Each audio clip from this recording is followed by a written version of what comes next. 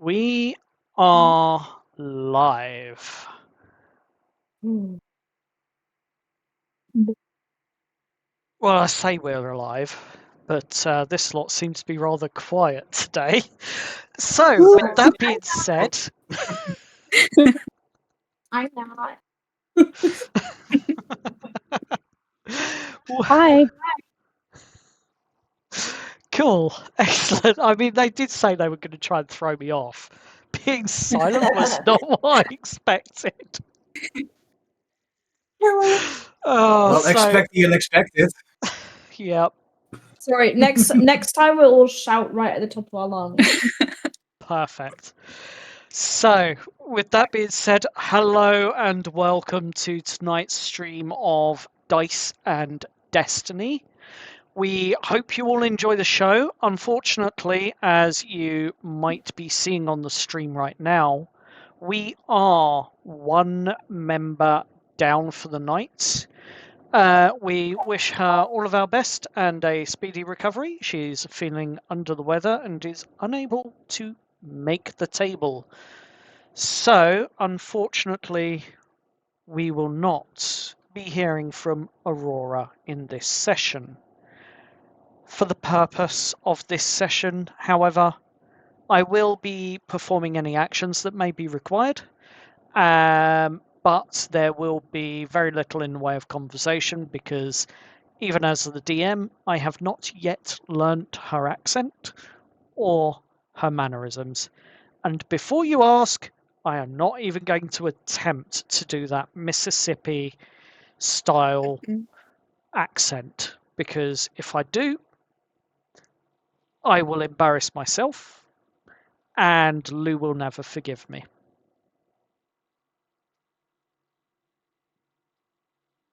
So, hello from me, your DM, and it's hello from the rest of the team. Hello.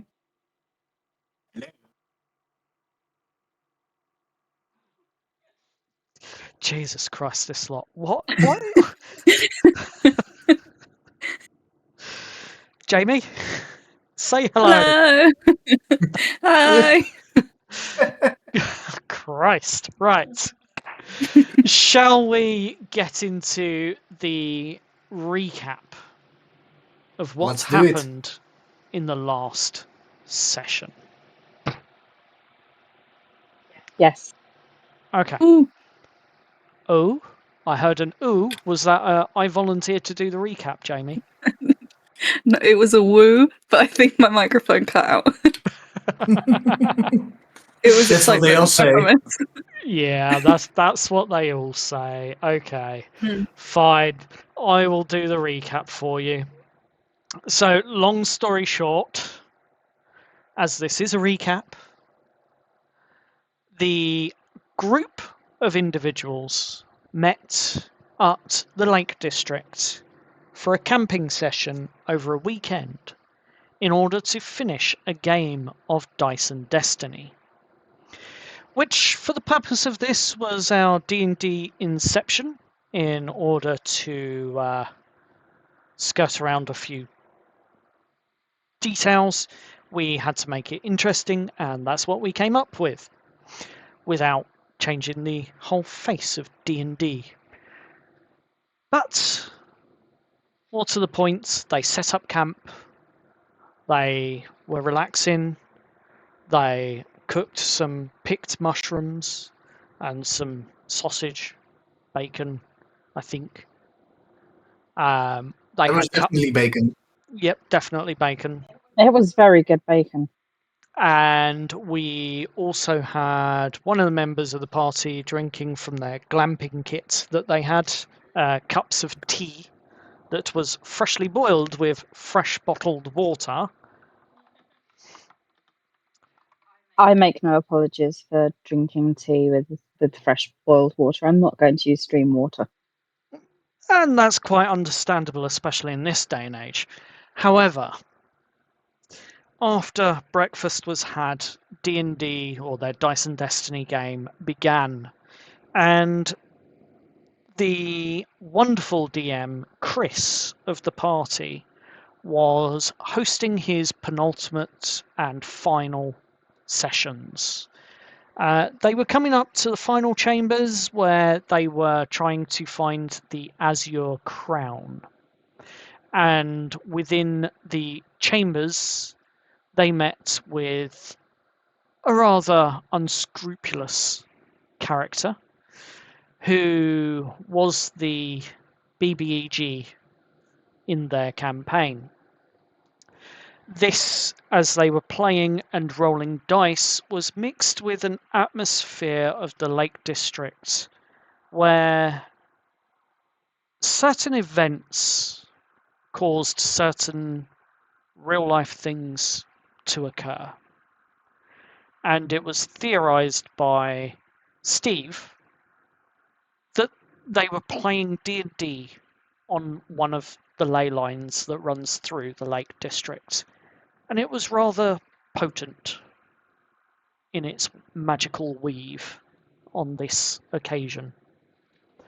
But with crushing of tree trunks at perfectly timed moments, and with weird visions, hallucinations, they're not sure yet what it was. The But there mushrooms. could have been the mushrooms, but it was definitely a manifestation of an obsidian D20 and a lightning strike that made you all feel like you had died and were walking towards the light at the end of a tunnel. Whilst you were in that tunnel, you each had your challenges or questions or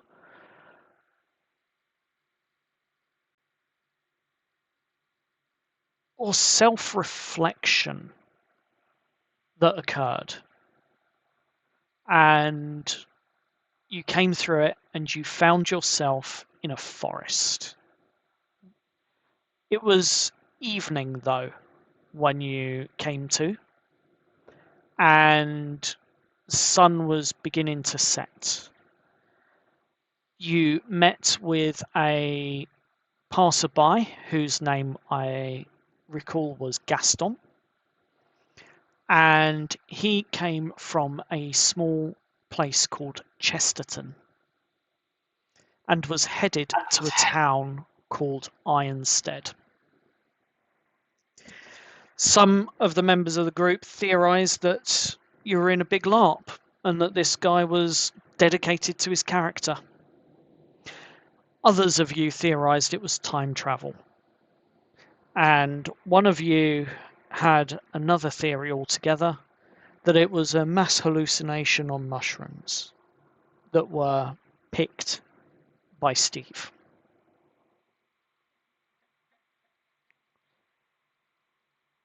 But whatever the case was, the sun set and you decided to pitch your tents where you were, just off the road, out the way, and rest for the night to perhaps sleep on whatever it was you were deciding to do to make sense of what's going on.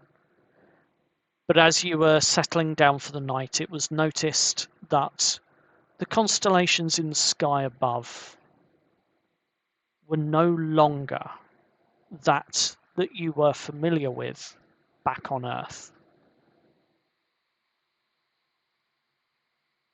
The night passed peacefully, and you all begin to wake up.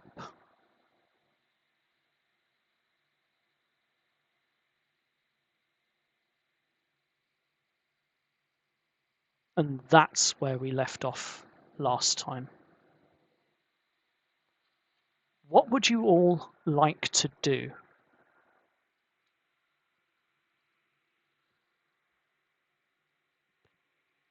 Well, Steve is obviously gonna start a cooking fire. Okay. Jess is going to make tea. Okay.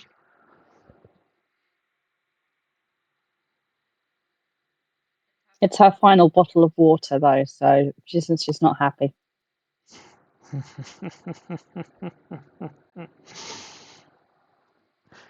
What about the others? Lou seems, Aura seems to be sleeping in a little bit here at this time. I'm gonna Chris drag myself is- up enough to be yeah. awake and shove my glasses on, and I'm awake, just about Okay. lucid. And Chris? Chris will probably be going. Will be kind of looking around the area. Just probably collecting just some extra bits of firewood for the fire for a fire that's being built, and like just kind of seeing the kind of they know what area they're in, like obviously because they were looking around a bit Yeah. yesterday, but it's just trying to like looking at the road in a better light, like just seeing where the easiest part where the easiest like way they can go is. Okay.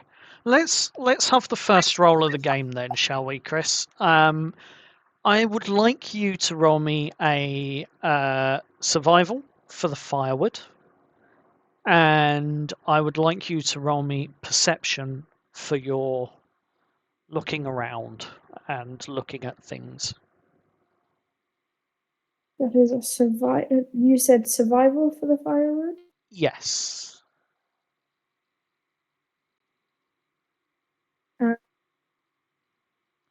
That'll be a 12. I mean, to be fair, it hasn't been raining.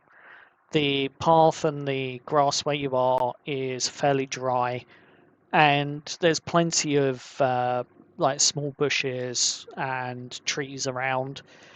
So it's not hard, and you do pick up a few good pieces of firewood that you can use, or kindling that you can use to help assist with building this small fire where you're sat, where your camp is currently at. What does the area look like compared to where we were in the Lake District? It's autumnal in comparison to the summer that you've just come from. So there's hues of oranges and golds on the leaves of the trees and that around you. And there are, it's definitely a dirt road, but it's not maintained like a normal dirt road would be.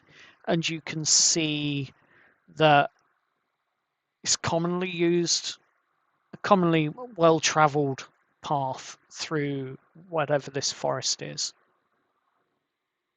Okay. That's about all you can ascertain as well, Chris, with that Okay. roll for your perception.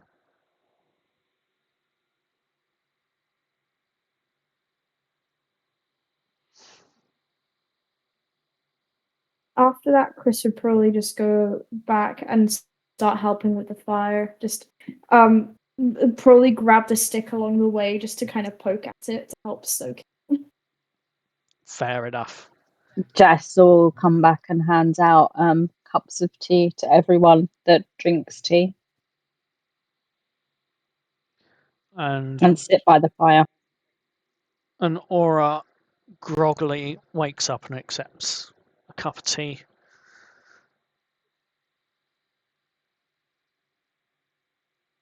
Well, Chris, looks like this is not mass hallucination. Mushrooms would have worn off by now, so sorry. And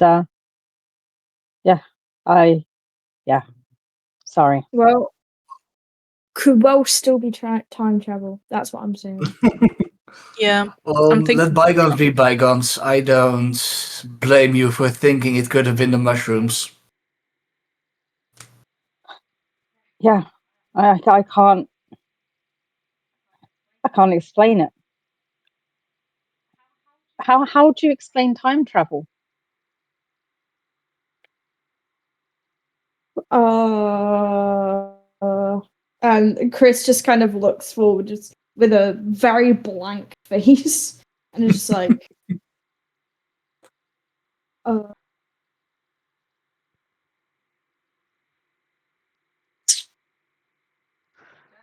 Jess is going to check Do her you phone again, have- even though it's obviously not, because obviously she's got like a phone charger. She should have like a battery pack and charged her phone up overnight. And yeah, looks, and there's still no reception, no GPS as well. So Nope, nothing. But Chris, if it was time travel, surely the constellations in the sky would have been the same. Well, actually, after depending on how far back we are, over time stars do change.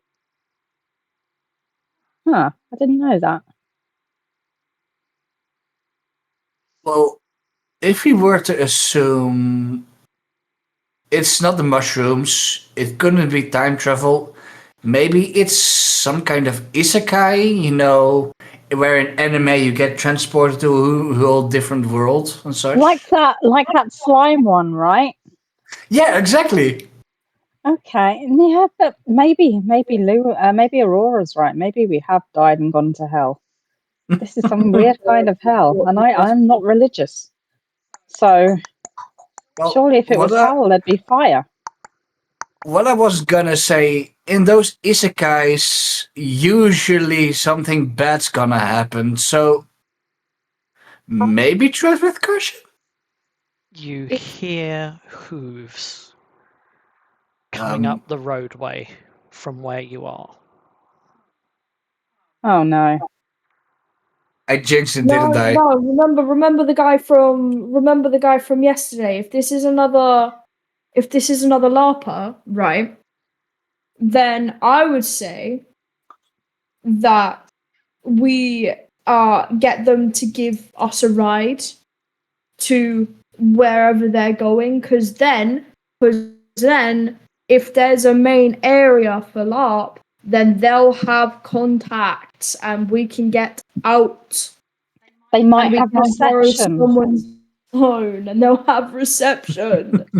Oh, that's such a good idea. Yes, yes, and we can finally leave this place and go back to. Can we go back to virtual after this, like Discord and all of that, rather than whatever this is? Think I that- don't know. I kind of like being out here. What about a game store? We could find a game store to do it in, and they'll have coffee, tea, drinks, and it'll be in a city where there'll be reception on our I phones. mean, I got some coffee in my pack. I don't drink coffee, I only drink tea. One more for me then. Chris is just laughing at this point. Oh, But again, what I was gonna say, we should tread carefully because we have no idea what's to follow. Well, let's see this laugher person and see what they have to say for themselves. Who knows? They might make more sense to this Gaston and Break character. as you finish saying that, around the corner appears a rather elegant looking figure. They do happen to have elven like ears, but they're about human sized. They've got long blonde, almost white hair, but they do not look a day over 25. With silvery eyes, a thin, almost perfect nose, and lips that are not pale, but not too dark against the skin either. And yes, for the record, they do seem like they have some form of eyeliner on. The robes that he's wearing are silver in their colour, with a black beaded trim.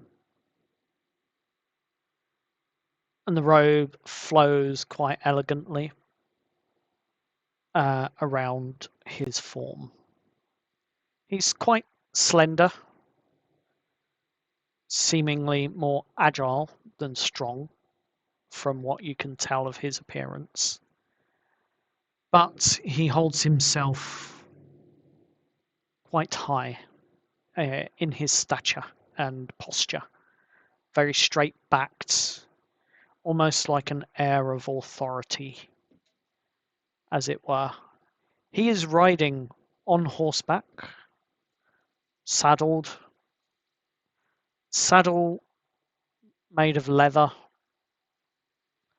and the horse is a white steed. And as he comes around the corner and you spot him, he stops, pulls his horse to, and his horse whinnies and raises its front legs before coming back down to the ground with a clomp and then settles in.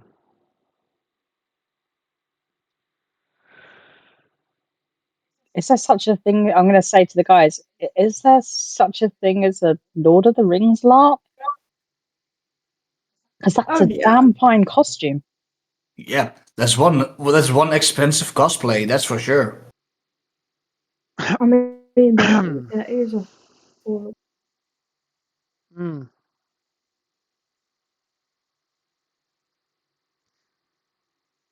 Hello. Ah, you speak common. Hello. Hi. Common. Sure. Hello. You appear to be from another place. Yes, I'm from London. Huh.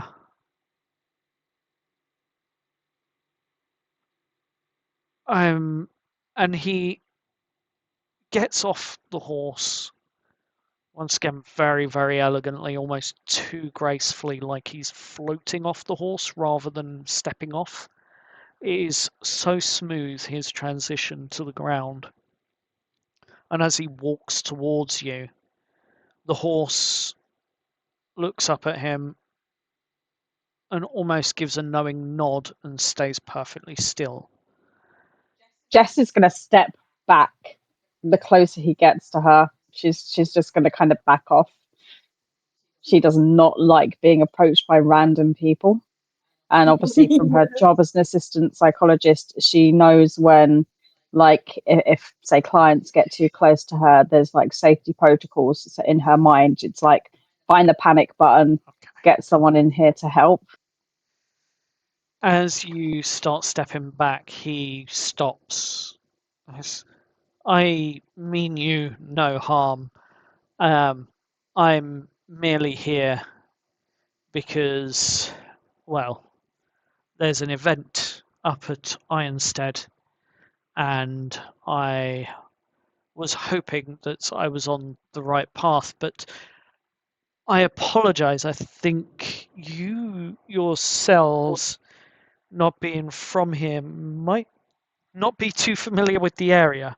So I apologize if you can't give directions. I apologize for startling you. That is never my intention.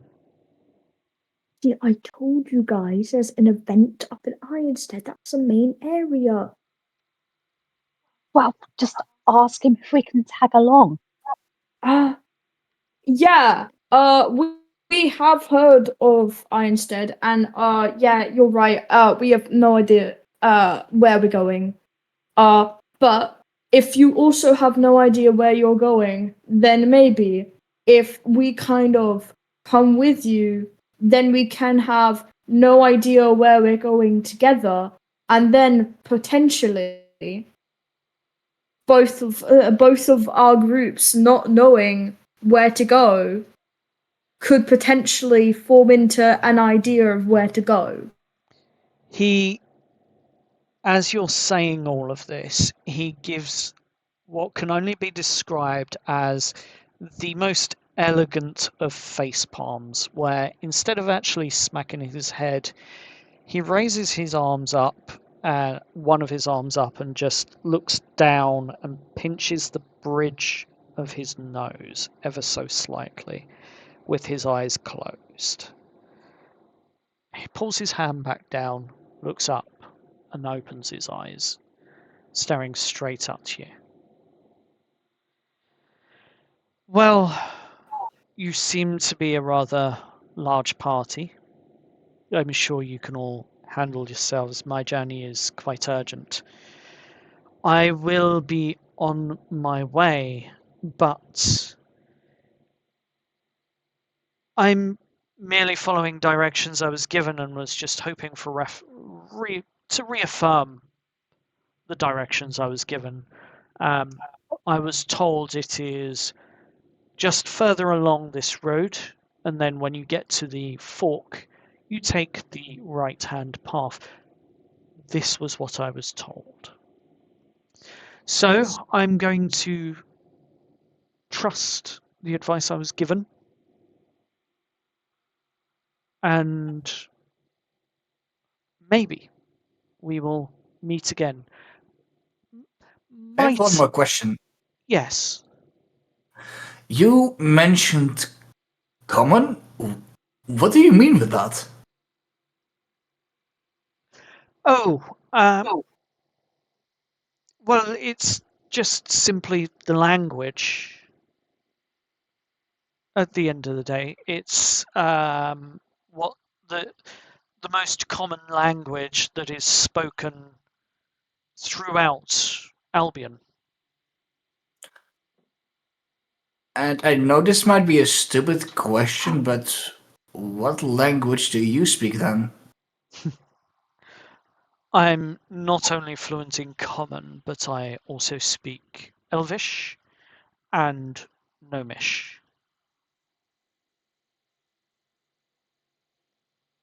I know this is a weird request, but could you talk in Elvish for us? Does We've your never heard it before.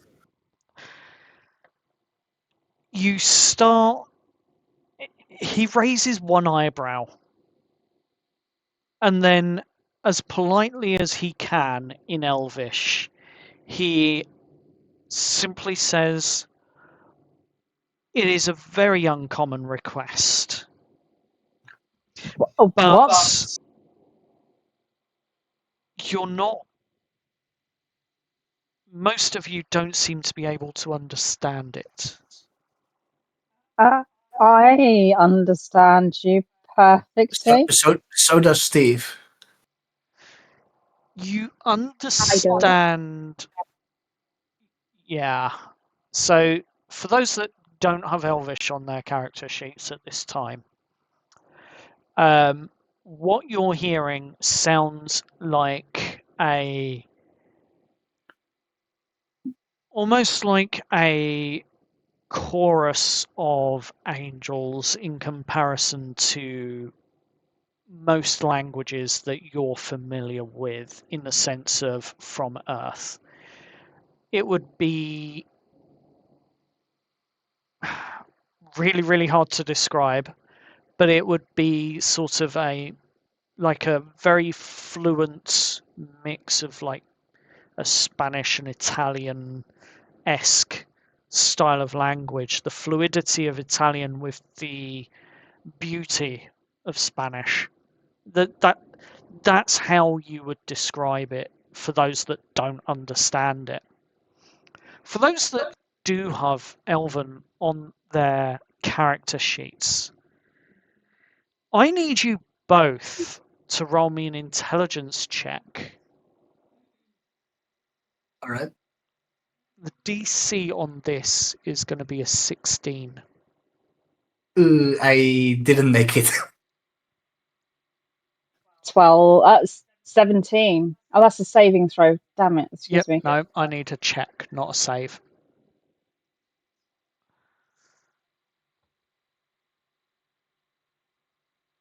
16. 16. You make it, Jude. You make it, Jess. So we'll start with Steve. You're picking up bits and parts of the language that he's speaking in that sentence seems familiar, but you can't put your finger on it. Nothing seems to be triggering. Like it's not a language that you've ever heard before, although you do recall scriptures from books of like Lord of the Rings where you've seen the Elven script written in like a calligraphic text, but you can't place the language having heard it at this point in time. Whereas you, Jude, something in your head clicks as words are spoken. And you don't know why, but to you, it's almost like it takes a moment for you to translate it, as it were, but you get a feeling for it and you begin to actually understand what's being said. I'm going to turn to Steve. Did you just understand him? Well, I understood bits of it. I can't really place it yet, but yeah, I did understand him. That's very strange. I don't know This what you guys is. are talking about. Uh, Are you how? guys are you guys those people who learned the the Lord of the Rings language for fun? No, no. I've only watched the movie a couple of times, but Steve, I just asked this. Sorry, uh, if I could ask you, what's your name?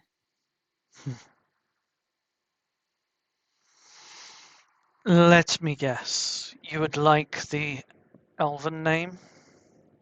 Either Elven or Common. Well, Sorry, this is a bit strange for me. Forgive me. that's absolutely fine. My name, for the record, is Elijah. I, Elijah. Sorry, DM. Elijah, as in Elijah Wood.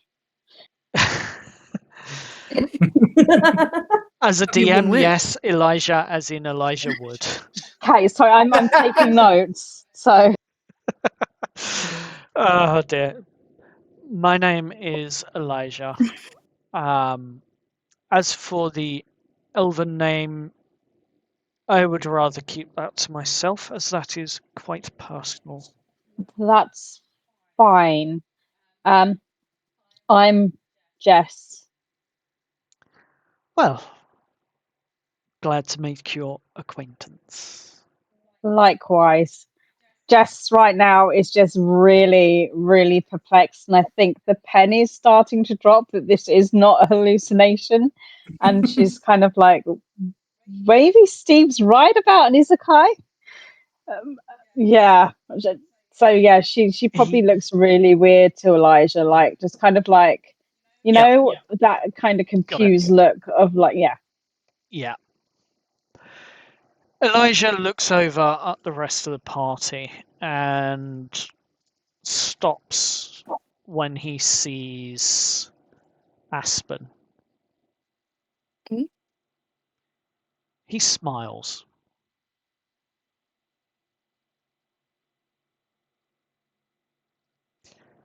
I Hello. see. You have a quality of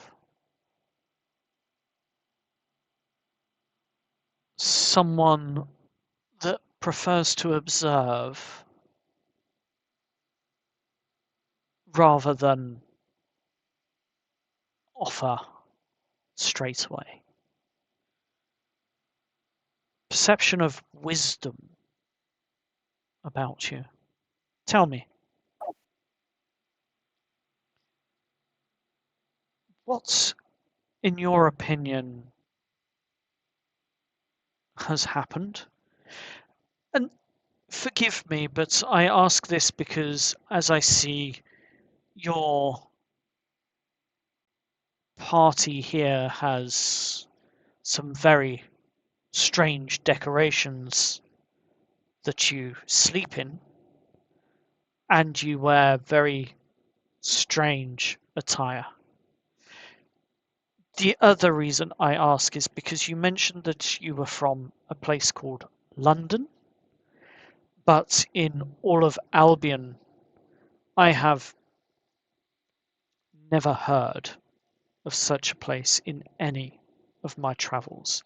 Closest is Ludinian, that is up north. Is that possibly what you meant? No, we mean London. I mean, we've been toying with a few different ideas. Time travel was definitely one of the main ones. Made the most sense. Or mushrooms that made us hallucinate. Um, I what certainly else was hope it? that you're Isekai. not. Well, we don't think that anymore because we would have slept it off, I think, and we're still here. Um, so we're starting to maybe think that it's not that, but we toyed with isekai, something like that, but Okay. we're here and we're not from here. It sounds to me like you've got a long journey of discovery ahead of you. But not being from this place, interesting concept. And I dare say it wouldn't be the first time I've heard of such stories in all of my 250 years.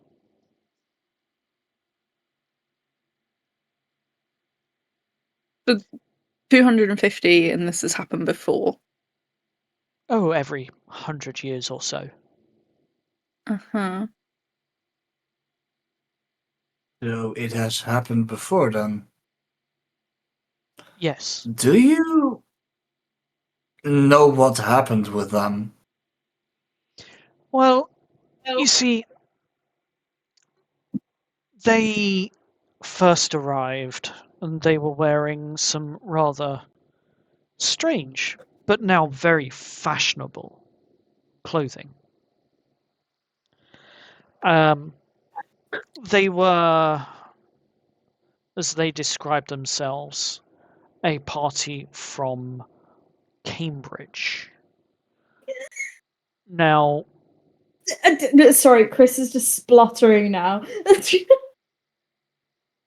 Cambridge. this is Bloody what the Boschers, I story. swear! This is just the story that I am aware of. Cambridge does not exist here in Albion, So but mm, it's safe to assume it's been 100 years since they arrived here. yes. And 100 years ago, I met them on this very spot as well.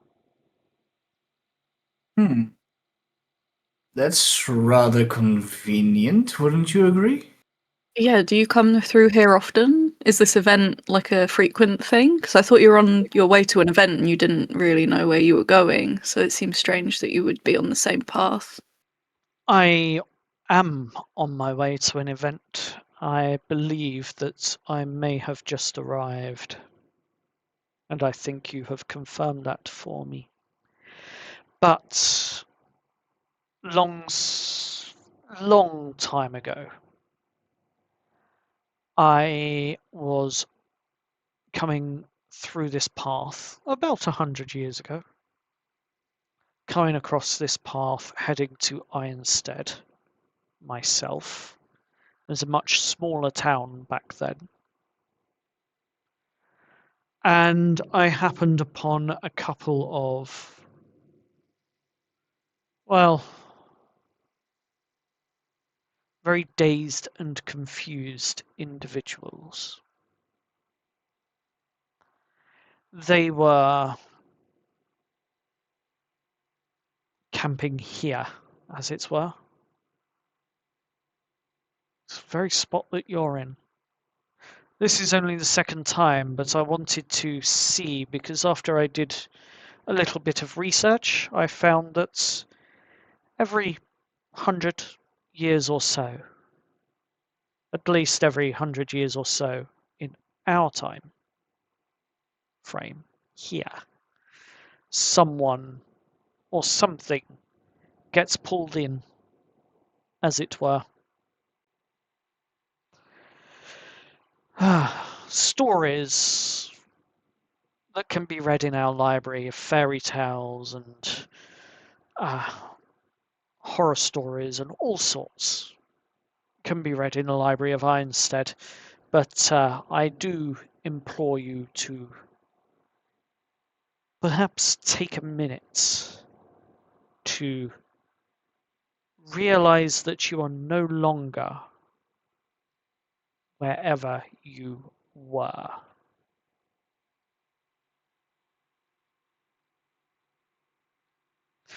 Now, I don't know where you've come from, but the only other bit of advice I can give you is if you do seek out this other couple that came through this way, they most likely going to be found in the town, probably in the merchant district. And you will probably find that they are extremely elegantly dressed. Wait a minute. You're saying they arrived 100 years ago and they're still alive? Well, yes. Okay. Wait, but they're still here. Yes. Okay. And if I may be so bold as to say, it does look as though they haven't aged more than 10 years.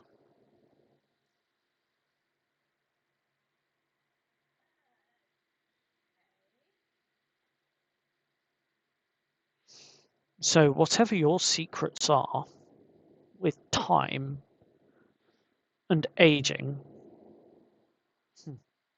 the only other race in Albion that ages as elegantly as they are the elves. My kind. Anyway, just one more thing. I do recall them trying to buy some information from me when I stumbled across them last time. They had some rather strange currency that we had no idea what to do with. So if you've brought any currency across from wherever you've come from, do not expect to be able to use it here.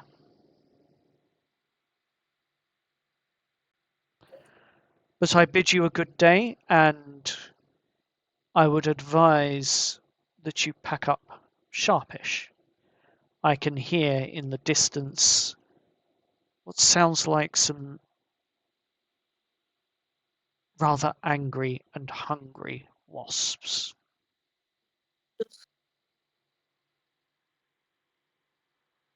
And with that, he gets back up on his horse. He bids you all farewell, and he begins to ride off. Wasps. Angry and hungry wasps. I mean, there's certain wasps in general. I don't want to be around wasps. I've got some bug repellent, that might help. I think we should pack up. I think that's probably our best bet. I think that's a good idea. Okay, you pack up your things, you get yourselves ready, and just as you finish packing up. It's been about 20, maybe 30 minutes gathering your stuff, putting the fire out, rolling up your tents and bedrolls and sleeping bags and what have you. But you get yourselves packed up and ready, and I would like, as you finish up, for each of you to roll me a perception check, please. Oh. Oh, I'm rolling excellent today. I mean, I'm rolling even worse. Natural 1 for a total of 7. Okay, it can get worse. Much worse. Oh dear. I did warn you my dice rolls are always terrible. You did, but I've never expected them to be that bad. So, 17. ooh, we have one with a 17, do we? We do. Somehow. Awesome. You're the only one that hears it. Oh. Rather large. Wait, it's a check, right? It was a check, it was a perception check. Oh yeah, gotcha. A rather large, angry sound, buzzing, a little bit of ways away. But it is getting slowly louder and closer. Guys, I think the wasps might be on the way. They're getting closer, so we should probably speed things along if we can. Yep. I agree, that's a great idea.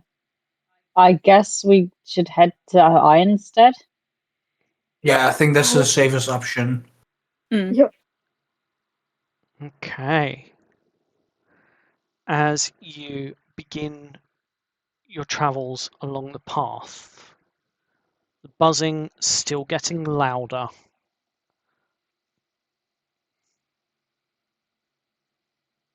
And the buzzing is, as you're walking along the path, the buzzing would be coming from the right-hand side of where you're walking and the direction you're walking, following the direction in which the of which Eliza travelled. But you can hear it. You can all begin to hear buzz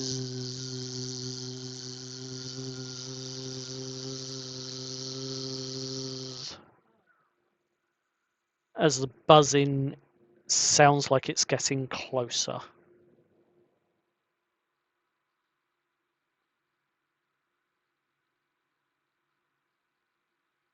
All right, What's guys, road? please pick up the pace. Yeah, we want to move. Okay. Yeah, let's move fast. Okay, so you all begin to pick up the pace. And it's understandable, you're in a strange place, you've been warned of angry wasps, you've met some rather strange and insistent people that you're no longer where you were. But some of the stories seem to be making a bit more sense. As you are travelling along this path at a double pace, I would like each of you to roll. In fact, no. Can I get a marching order? I'll say Chris is probably at the front. Okay, so with Chris at the front, we will have Aura in the middle, travelling with you. Steve, where would you like to be placed in the marching order? I'm gonna be in the back to make sure nothing is behind us. Okay, and Jess? Towards the front.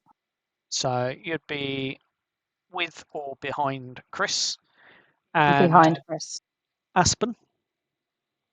I'd say I'm probably nearby Steve, kind of, again, looking out. Obviously, I heard it, so I want to make sure that I'm within sort of distance.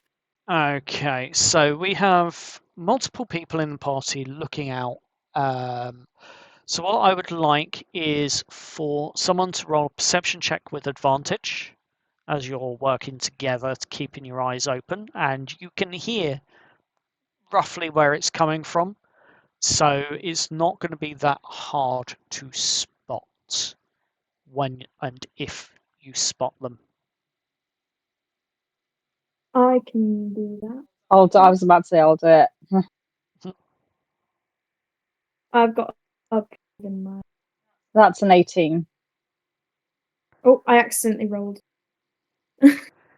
Well, I didn't mean to press it.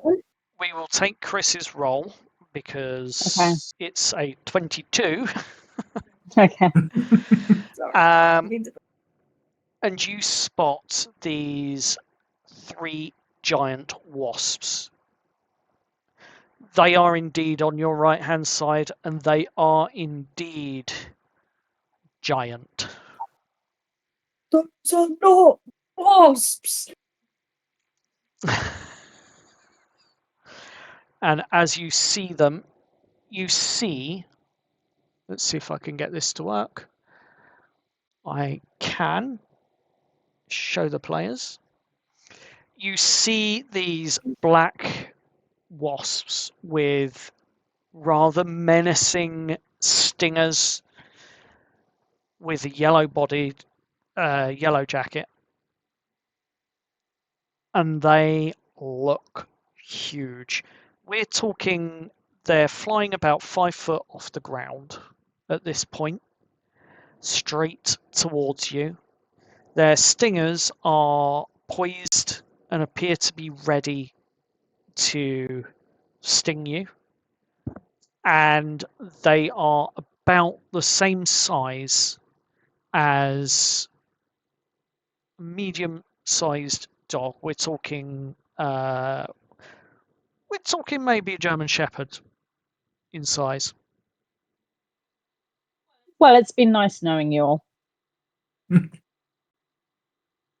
I would like everyone to roll for initiative.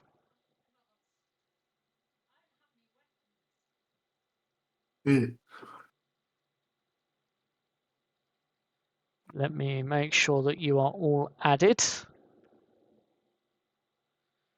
That's a 15. Indeed. 8. Okay. So, Jess, you rolled a 15. Mhm. Excellent. Let's just make sure that I've got your initiatives in the correct order. We have Chris with a 5, apparently. Aspen, you rolled a...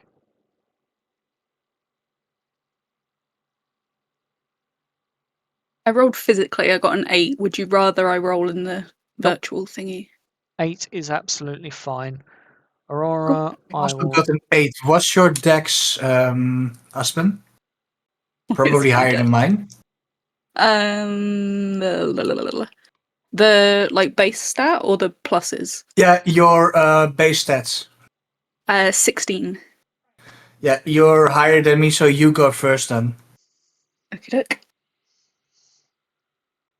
Okay, so we have everyone in initiative, and at the top of the initiative roll is actually going to be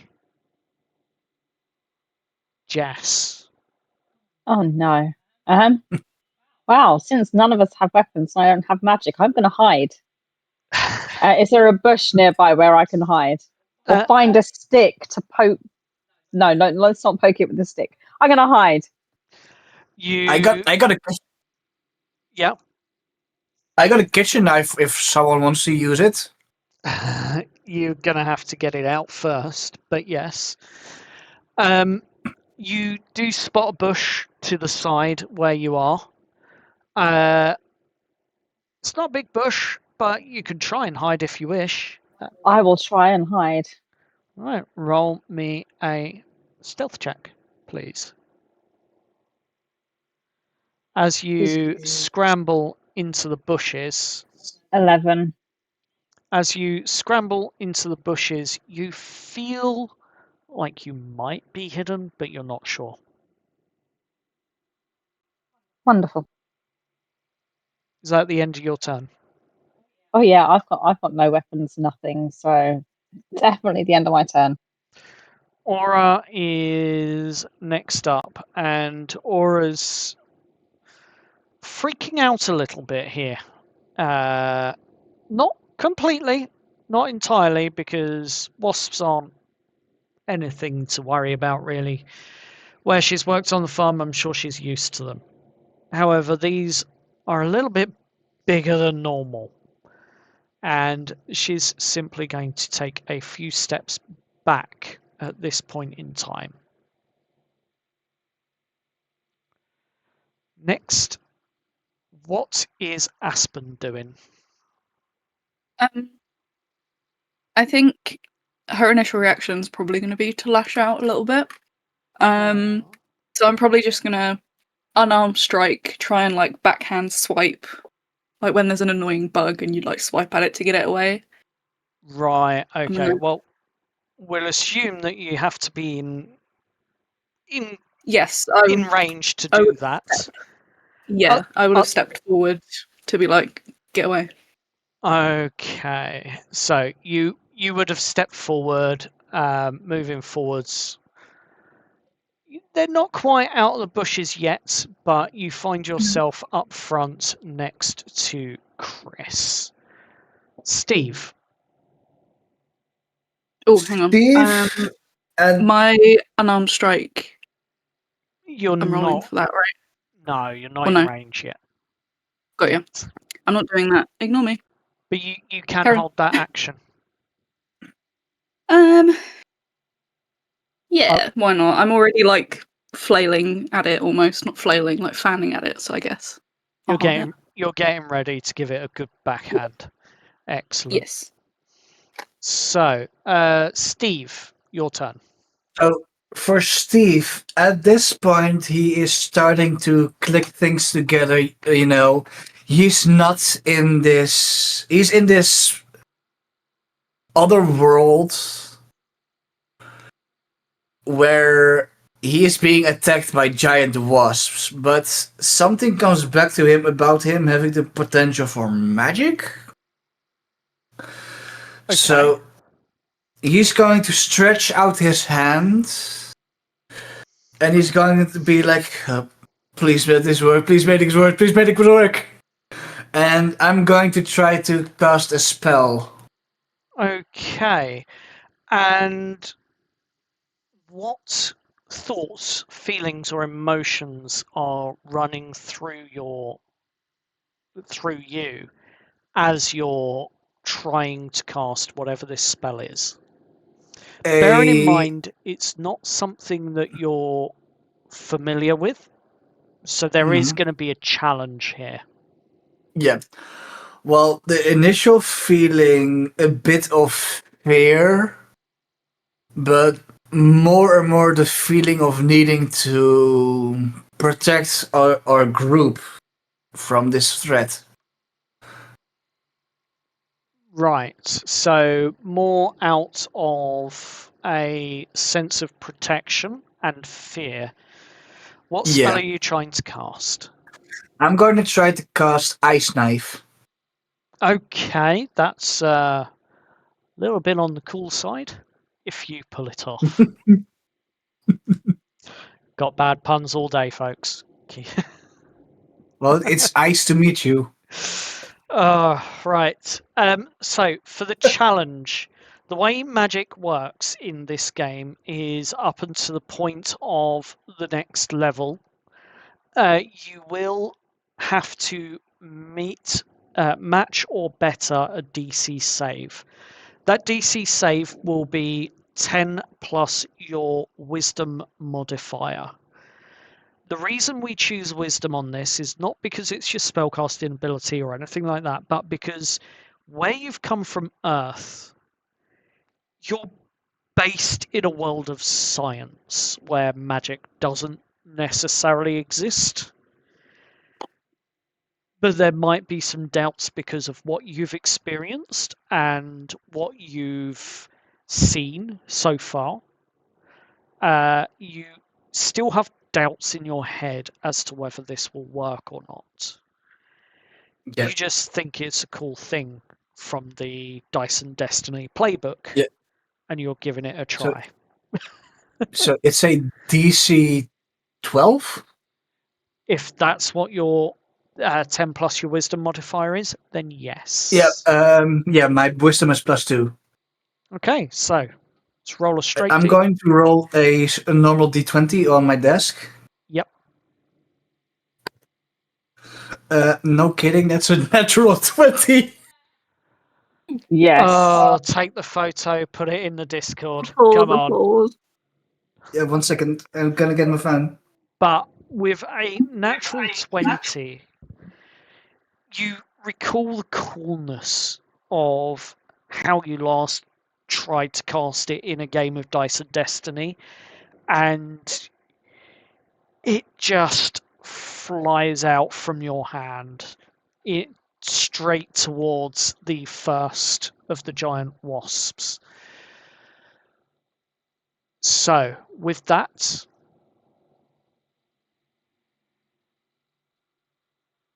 roll to attack. What do I need to roll for a save, or No, it's not. It's based on my spell modifier. okay? So, if you could make your attack. So so I roll a D20 +6 because that's my modifier. Yep. If you could roll that for us, that would be great. Yeah, I'm for just sure. pulling up your spells so that I can read it for Let's say myself. 18. That is an 18, and that definitely hits. Please roll your damage. Let me see. All right.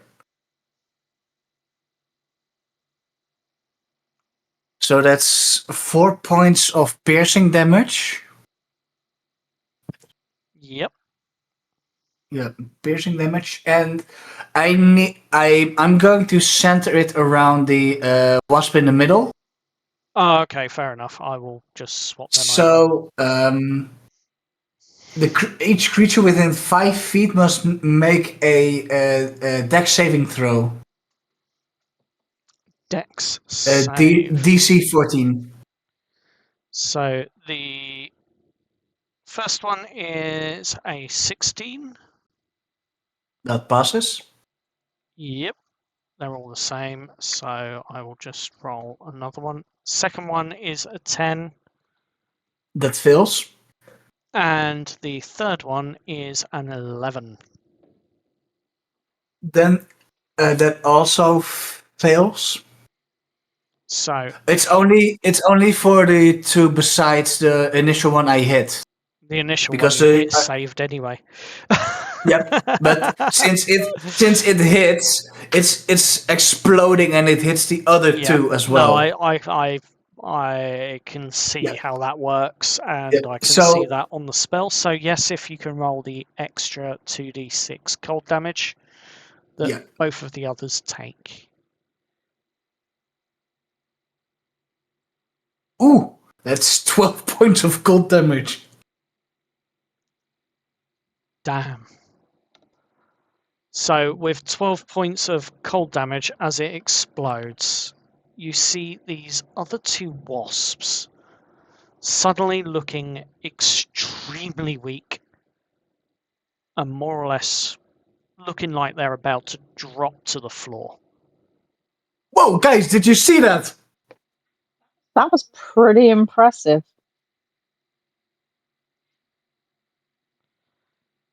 So, Chris, it is your turn to do something, if you wish.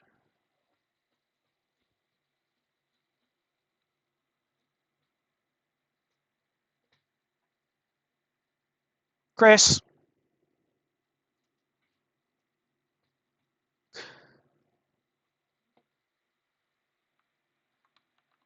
sorry, I realized I was muted. So Chris is just running. Chris is running.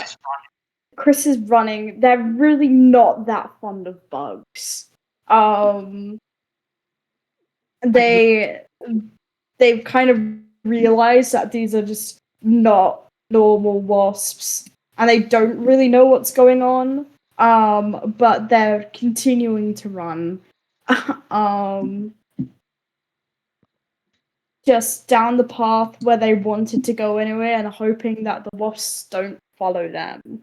Okay. They didn't really see what Steve did because they were just continuing. So as you're running, I assume you're dashing. Yes. Okay, so that would theoretically take you off the map, so I'm not going to do that. I will put you at the edge of the map just for reference, but you are running and they do not seem to be chasing you.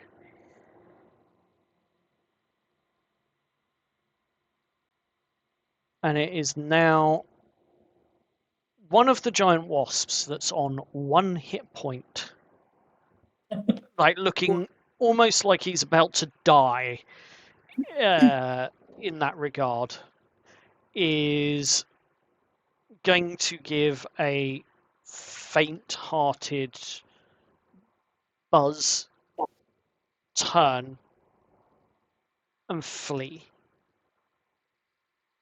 Clearly, this one does not think the wounds it sustained is worth the meal it would have acquired. Yeah, that's right. Run away. And he Or fly away. flies away. Slowly, but he flies away. Which puts us back at the top of the round, and it is Jess. What do you want to do? I don't know if this is going to work, but Jess has a Bluetooth speaker, and she knows from her time as being a human, metal scares humans that are, violent and etc. So it's already pre-connected to her phone, so she wants to load up like the most extreme black metal or deathcore on her phone and try and scare the wasps with metal. Is that possible to do? I mean, I don't know. Here's a question for you. Is Jess the type of person that has Spotify and subscriptions, or is Jess the type of person that would have preloaded their device or devices with MP3s to listen to? Both. She has the Spotify option where she can download the playlist to listen to it offline. Yeah. Right, okay.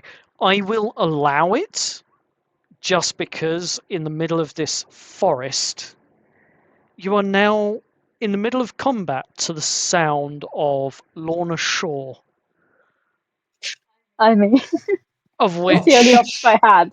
for the Cool point. audience's reference, is some of the darkest, raw sounding metal you could ever listen to.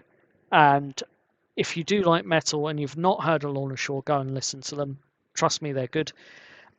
But suddenly you all hear this gargantuan scream, death metal scream, coming from a Bluetooth speaker that In a bush.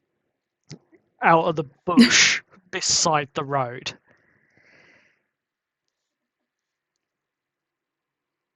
Does it scare the wasp? I'm going to ask you to roll an intimidation check on this.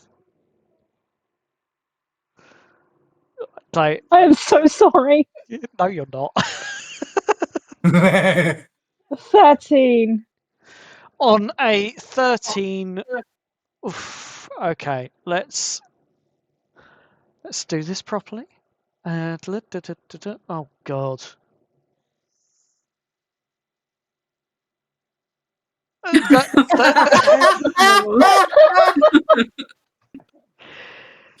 The very wounded and very injured one definitely decides nope and is going to run away on its next turn.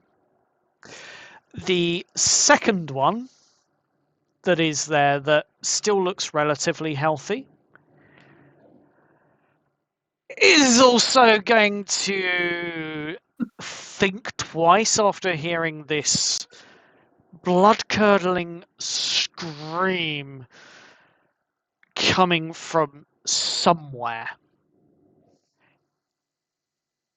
It does not like this, and it is also going to begin to retreat.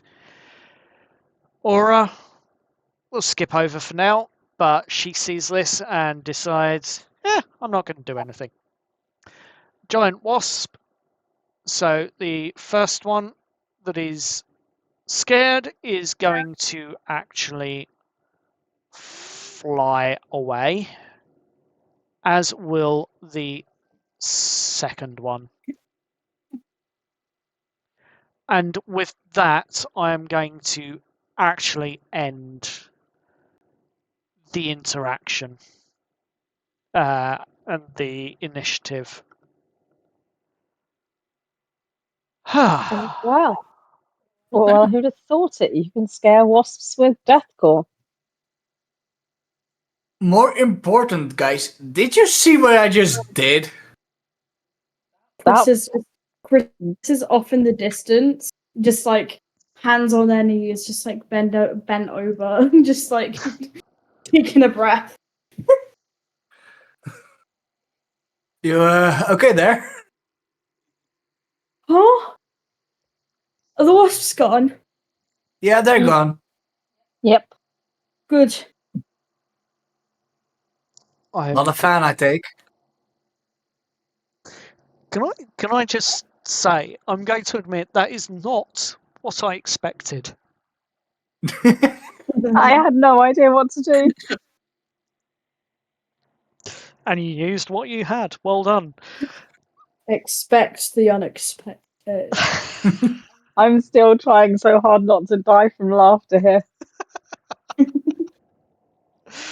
Well, with the encounter over, you regroup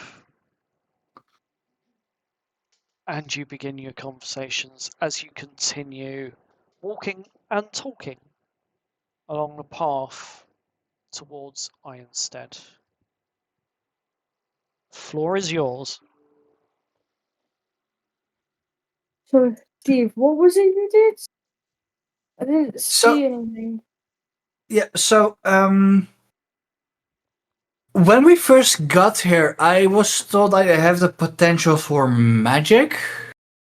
By who? You know, a flaming swordsman samurai. Nothing special. Right. Uh-huh. But yeah, I think that was probably the mushroom. Yeah. I'm not quite sure yet. But either way, it, or whatever it was, told me I had the potential for magic, so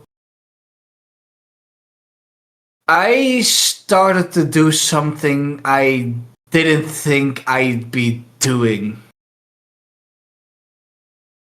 Which was believing in something greater than science. Yeah, I know. I'm still unsure what to think right now. I just scared wasps off with deathcore. What I is mean, thank going God you brought on? your speaker. Well, Say that again, Jamie. it's heavy to... Sorry, I had food in my mouth. Thank God you brought your speaker. Yep, and a solar charger as well. I don't think we're in Kansas anymore, guys. Also, you said you didn't have a weapon, right? No, I have no weapon. Well, it's not much, but I can lend you my kitchen knife. I mean, I'll take a kitchen knife. That could help. As long as you give it back. Yes, of course. DM, would a kitchen knife act as a dagger? For the purpose of this, yes, it's exactly the same as using a dagger. Okay, cool. Thank you, thank you, Steve. I appreciate it. Yeah, no problem. Do you think Chris, was this any of this in your game? Have we fallen into your game like Jumanji? Does Chris remember it? I can't remember. Does Chris remember anything like this? Well, Chris was the DM of the D&D game, Dice and Destiny game. It was also over 10 years ago. I can't remember how you guys started, man. I don't know. I didn't have a place called Einstein. Roll an intelligence check for me, please, Chris. It was over 10 years ago. That's my excuse. Uh-huh. An intelligence just to check. Yep.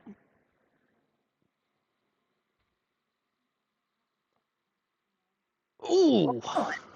Ooh. With a very high score, you do recall that you actually have your Dice and Destiny handbook for both players and for game masters. They would probably take it out, and just like I don't know, man, and just like they put down their backpack and they take out the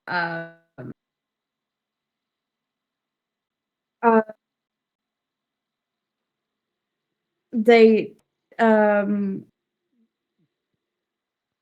and they would just take out their book and just start flipping through it for whatever Okay. The first thing you for any notes notice. they made. Yeah.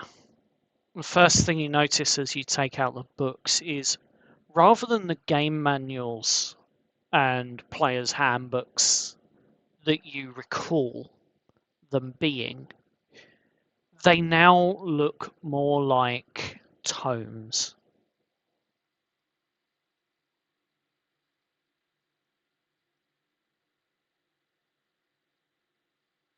They're brown, leathery, sealed with like a very, very old book, hand stitched in the down the seam of the book. Forget what it's actually called, the spine. It's like hand stitched, and they appear to be quite old now. And as you open the book, you can understand what's in it perfectly, but the words are not written in the same way as the Dice and Destiny handbooks were written. It now reads more as a tome, as it were, and as you're flicking through it, you're beginning to realize that you can't see beyond what would have been in the books level 1 for any character type or class.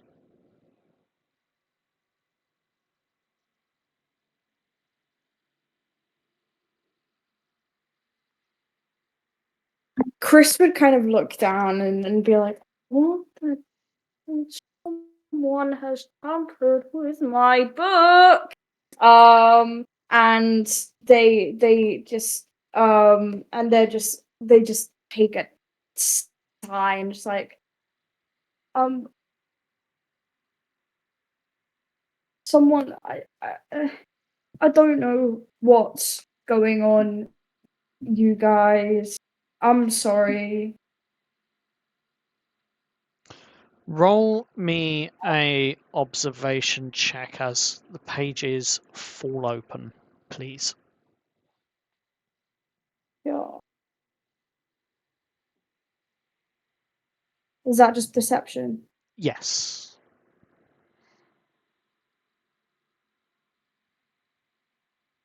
Okay.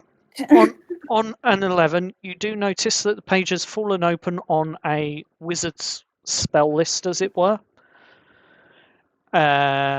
with some very clear and defined spells listed, mostly cantrips that pretty much anyone could use or do if they had a magic bone in their body, as it were. But one in particular from the sort of spell list, as it were, that's in this tome that stands out is on the second page. It's like a 4-page spread, and in detail, it's describing exactly what you saw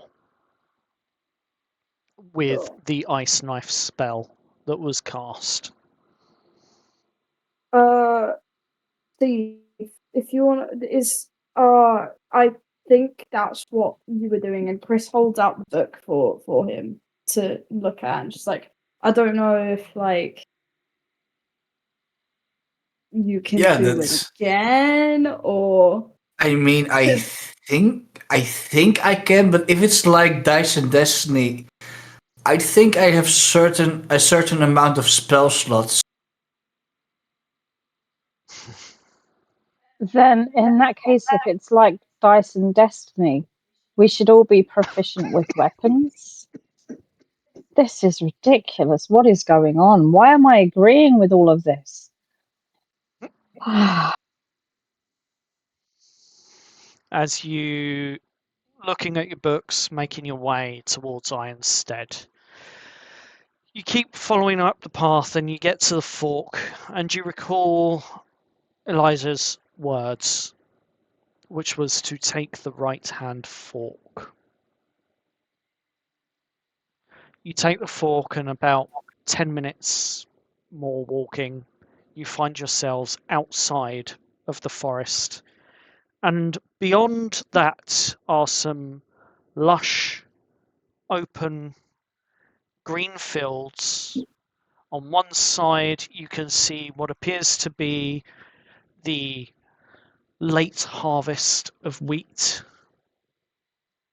On the other side, just sprawling fields, grass, couple of animals, some livestock, maybe a few sheep, that sort of thing. And the rolling scenery before you. As you stare further down the road, you can see it's on a downhill slope. Not too steep, a nice gentle slope. And you can see that there are, off in the distance, what appears to be a couple of rather tall towers. You're not too sure. But you do see just beyond that the horizon. And considering the sweetness that you're smelling in the air and the salt that is being driven in your direction by the winds, you figure there must be a sea or something not too far beyond that. Maybe you just can't see it because you're not close enough or there yet.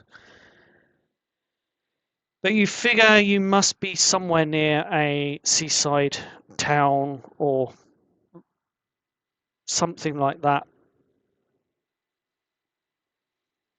There's a few houses that you can see off out the way to one side that form a rather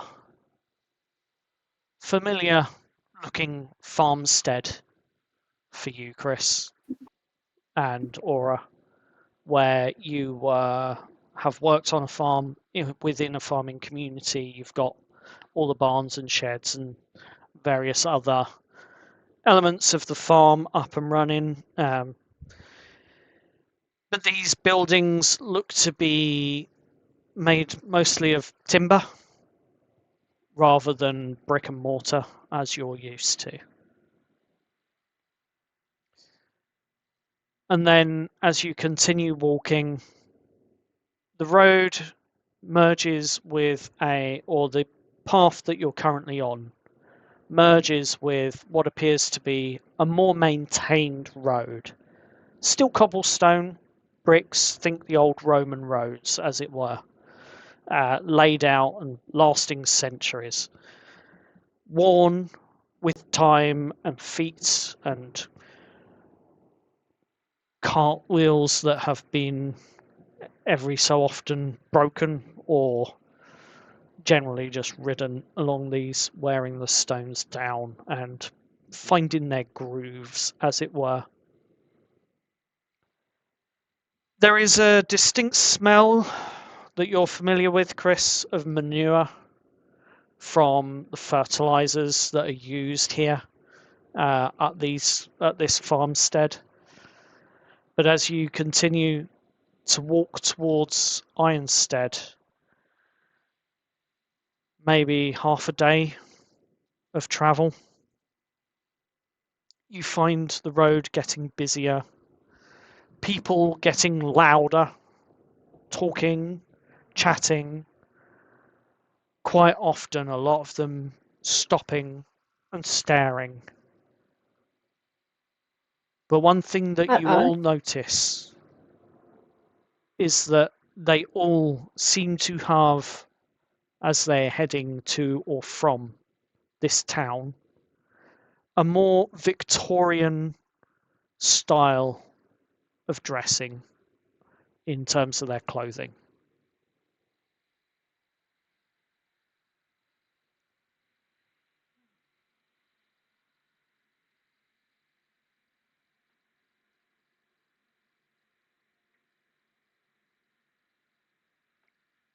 Into the thick of it, I guess. I guess so. Does their clothing look quite familiar to you? I mean, it's old. I mean, it seems kind of, this is going to sound ridiculous again, human.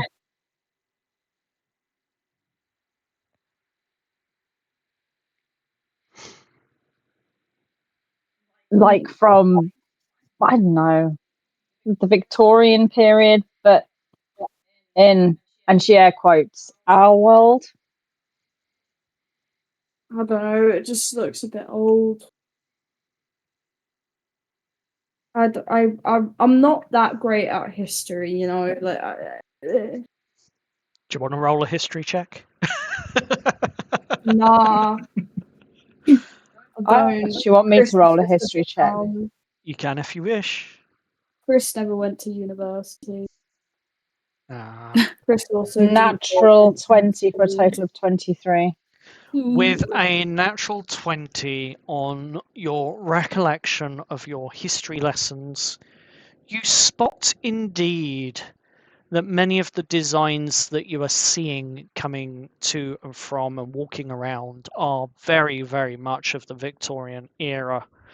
We're talking maybe 150 years past from your current time as it would be on Earth, where you came from. You're seeing very much a distinct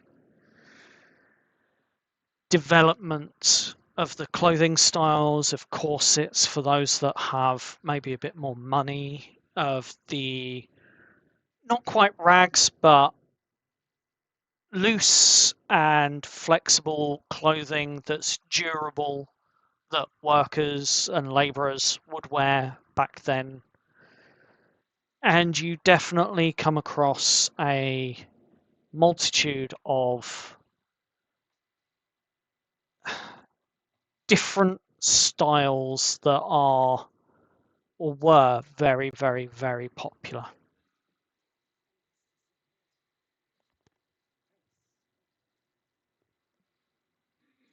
So with that, knowledge under your belt,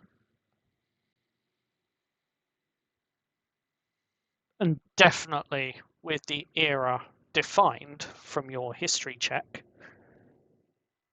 what do you wish to do?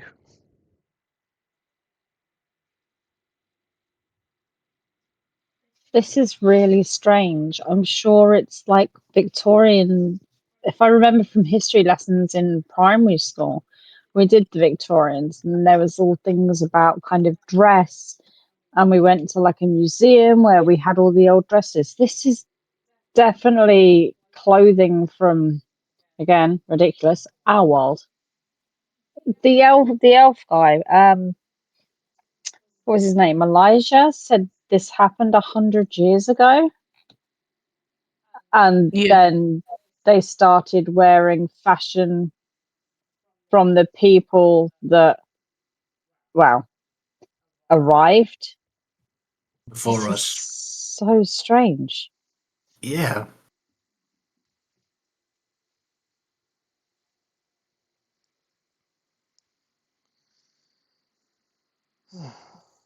I have no idea what's going on, but this is getting weirder and weirder.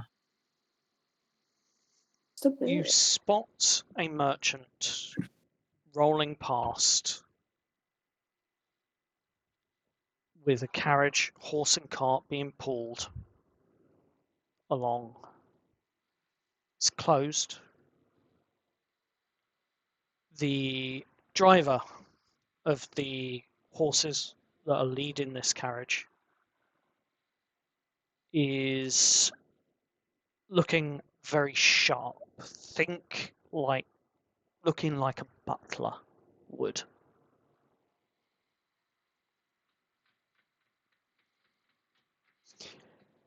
And he stops just beside you. Horses neighing sheepishly as they come to a stop. And you see from the carriage a curtain being drawn back as a young woman looks out. Few moments later, out steps a woman wearing a rather nice looking pink frill I think it's called a petticoat. You know, the long ones that drape behind. And she steps out and she looks at you all.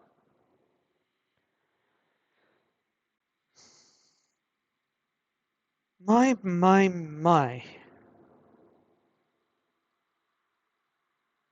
I have never seen clothing or fashion of this nature in my life. Tell me, is this what's commonly worn where you're from? Do excuse me for being forward. My name's Elizabeth. I should have introduced myself first. And she gives the most gentlest of curtsies she can. Well, I can't speak for the others, but this is definitely not what's in fashion from where I'm from. How shall I put this? I like to dress differently to what's popular.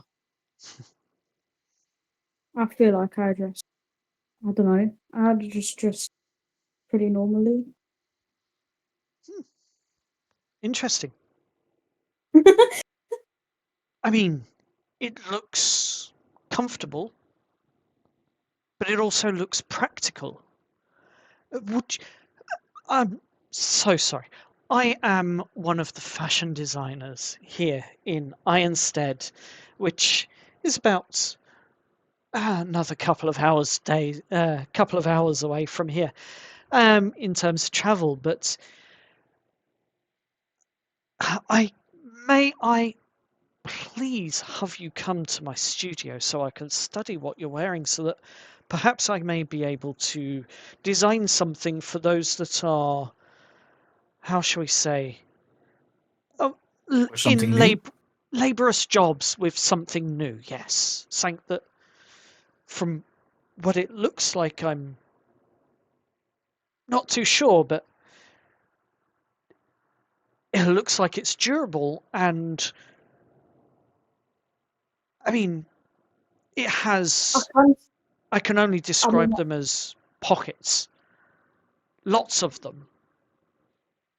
I can say that it is durable. I mean, I've been wearing this stuff for years. My God. And so I mean, yeah. Place I get them is like to really well done handmade stuff. So I know a bit about how it's well, if that helps. I mean, I mean, I can't say. I mean, I guess my clothing's durable. I mean, the rips in these jeans are deliberate. They're not. Yeah, they're deliberate. They're a fashion choice. a statement, would you say? Yes. Sure. Interesting. Very, very interesting. Well, and she Is she in a 1 car? minute, and she jumps straight back into her cart, and a few moments later pops out with a piece of parchment in her hand.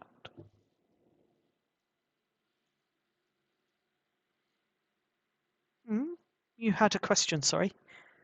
Yeah, I just said, is she in a car? And then you answered me like just with that. Chris would, go ahead with what you would do. Well, if you do decide to allow me to study these styles and clothes, visit my tailor's shop. Here.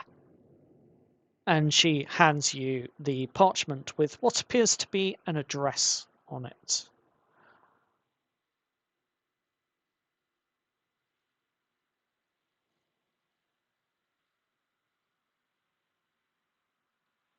Well, would you potentially be able to? How much space do you have on your car? Oh, if you're Because asking, we've been actually trying to get to I instead. I see. And pray, I mean, I have the space for all of you in the back of this carriage here. Undoubtedly, I have the space. I've had 7 people able to sit within the confines of my carriage, but alas, I'm not willing to do that and offer you all a ride for free. It's not necessarily for free. If we agree to let you study our outfits to then, I'm assuming you're going to make clothing and then sell it onwards, so you'd make a profit. Surely you can offer us a ride for that at the very least. You see a sparkle shine in her eyes for a moment. I want you to roll me a persuasion check with advantage.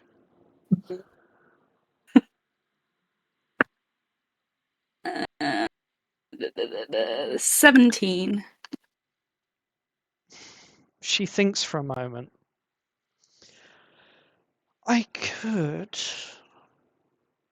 So you agree to let me study your outfits? Would Why you? not? How long will it take? Well, I can provide you with clothing in the meantime, but for each different style that you're wearing, it might take maybe a few days each to get the pattern, as it were, Hmm. and work out the best way of conforming your patterns that you have with your clothes to current styles and then moving it forwards to yes. I would need to study your clothing for a few days at a time, each. If you're going to be around for that long, that is. And I'm sure, as you seem to be fairly new here, there's plenty of tourism for you to, plenty of sights for you to see in Ironstead.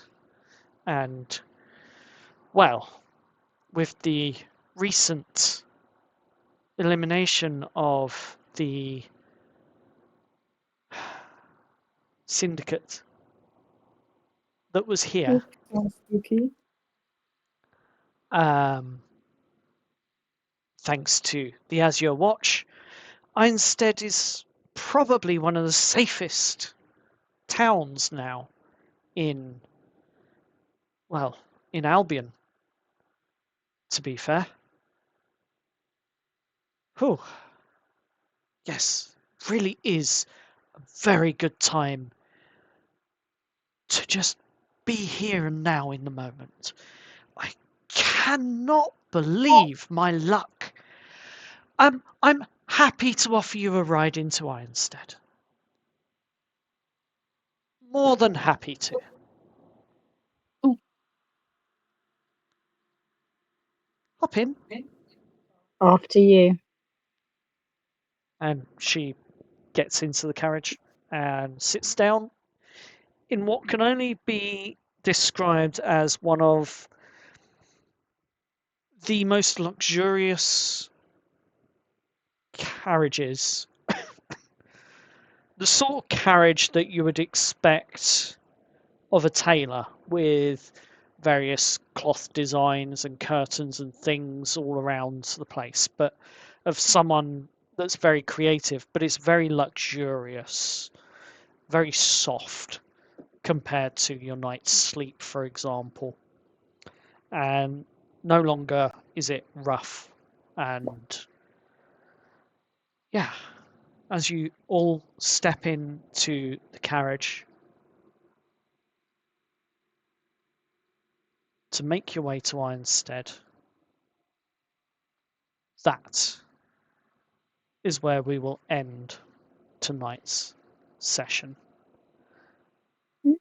Ooh. Thank you all for listening. Thank you all for watching.